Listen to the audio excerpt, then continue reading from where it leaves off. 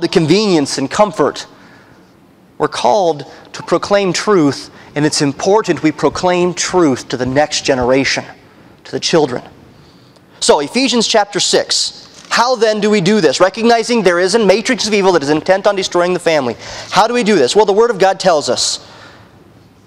We must realize the plan for bringing up godly children. We must recognize this plan. God has a plan, okay? He has a plan. Children, obey your parents in the Lord, for this is right. Honor thy father and mother, which is the first commandment with promise, that it may be well with thee, and that thou mayest live long on the earth. And ye fathers, provoke not your children to wrath, but bring them up in the nurture and admonition of the Lord. Those 4 verses right there is the plan. Now, I know there's many others we could go to, okay? There's many others we could go to, but we don't have time. We're just going to look at these 4. So now, parents, you can go to sleep. Children, it starts out talking to you. Kids, yeah, I see you. Some of you are. All right, children, you know this verse, right? You don't want me to have to say it. Obey your parents in the Lord, for this is right. Yes, you heard it over and over again, but you know there's a reason for this. There's a plan all in place here. I said recognize God's plan because that's exactly what it is. This is not just well, I have to obey my parents because the Bible tells me to. No, God has a bigger plan in mind. In fact, this phrase, for this is right, I think is sometimes misunderstood. He is not saying, children, obey your parents in the Lord because this is morally right to do. Because this is the right thing. Because you just do right. That's not what he's saying there. What he is saying there is, children, obey your parents in the Lord, for this is the right plan. This is the right order. This is what God planned all along. This is the ideal. It is the right course of action. He's referencing the created order of nature. God made Adam, right? God made Eve from Adam. Then He gave them children to teach. And Adam and Eve subsequently needed large doses of grace and patience. And it has been that way in families ever since. God gave us children. He gave us marriage to teach us we need grace. He gave us children to teach us we need patience. And more grace. And more grace. There is a created order to the family. Children, there is a godly order. You are under your parents in order, in God's order. Therefore, it makes sense to obey those that are over you. This is right means this is God's created order. There is a right way in which children and parents would be related to glorify God. And this is the right way. This is the way. This is the ideal. So children, be in submission to your parents. This 4th commandment, the one given here, is given to children to honor their parents, right? It says honor, respect, honor. Kids means to value them. A lot of children don't value their parents. The very fact that your parents have you in church tonight is a very good reason to value them. They care about you. They care about your instruction in the Word of God. The 4th commandment is to give honor to the parents. And this honor takes the form of obedience while in youth. So here's just a question to think about. When does the obedience of parents end? When does that end? By the way, this is my opinion. I believe it ends when the child leaves home. This is what I mean by that. I don't follow the teaching that says a woman is to always obey her father until she is married. If she's 45 years old, living in another state, she does not need to call dad up and ask him if she can go watch a movie.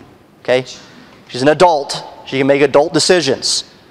But at the same token, if a child is 25 years old, living at home, and slamming the door in his room saying, when am I going to get a break? He can't tell me what to do. I'm an adult.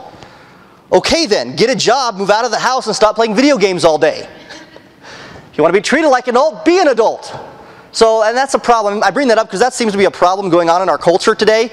Children want to be adults but don't want to live like adults.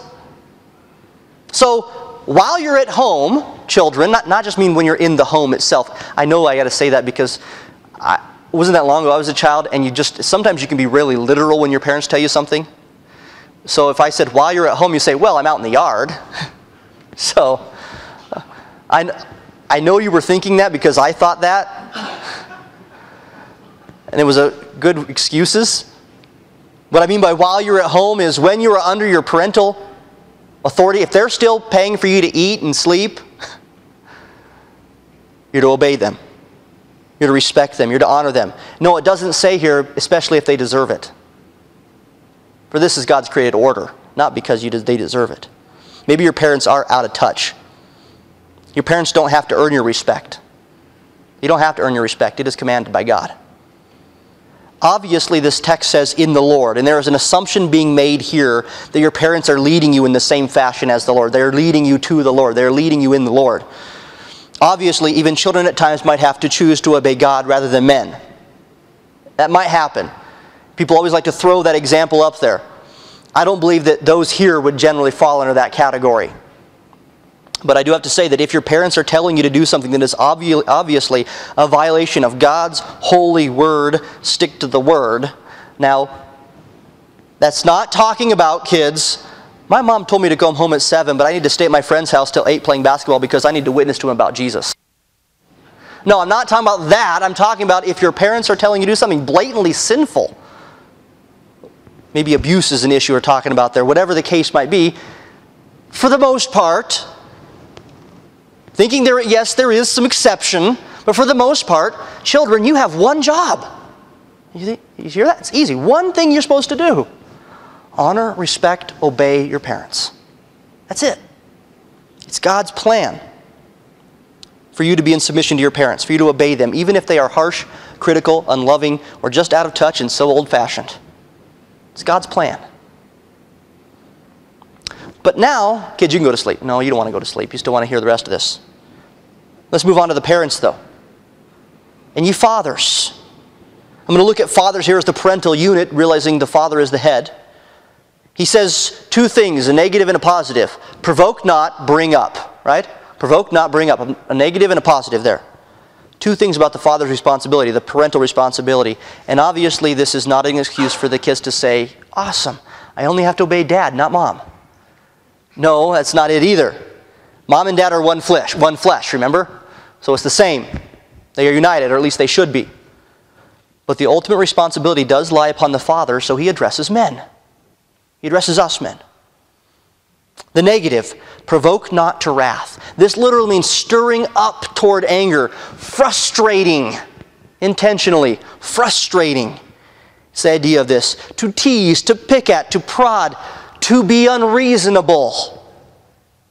So, you're not supposed to be unreasonable, because that frustrates your children, so don't have rules, right? Rules produces rebellion. Well, that's maybe what the culture says, but that's not actually true. Rules don't produce rebellion. Pastor Aaron Young said a few years back at family camp, and it stuck with me because it's catchy. He said a few years back, and many of you heard that rules without reason and relationship results in rebellion. Rules without reason and relationship result in rebellion. So yes, don't be unreasonable in rules. Parents, don't be unreasonable. Rules that have no common sense will frustrate your children. Now you sometimes have to explain to them the common sense behind the rules because as children they may not understand it. But rules that are unbiblical will frustrate your children. The illustration I like to use is have few fences but make them high. You know, don't box the kids in with this to where no matter what they do they're going to be breaking some rule somewhere. Give them freedom. Let them be humans, but those standards, those rules, they need to be non-negotiables. They need to not be able to cross them. Wide fence, but tall, as opposed to this little fence that no matter what they do, they're going to be frustrated because they keep breaking the rules. No, that's not the way to do it. Don't frustrate. By the way, that's biblical. That's just not my opinion because he says, do not provoke your children to wrath. Don't frustrate them. Think of it this way, rules that have no common sense, rules that have no biblical basis to them, the it's my house, my rules mentality is not right. No, because it may be your house, but it's God's rules. That's the way to look at it. What does God say? Now, if it is not don't have rules, but have reasonable rules. Have reason, by word I mean rules, I mean standards, principles, plan for the family. Base it upon biblical principles and explain the rules, explain the standards, and why we have those rules, kids. This is why we don't do this. This is why we do this. God says this. And then have a relationship with your children. By the way, if you have these rules and you're explaining to them to your children, it's demonstrating your relationship with them. You're taking the time to talk to them and have a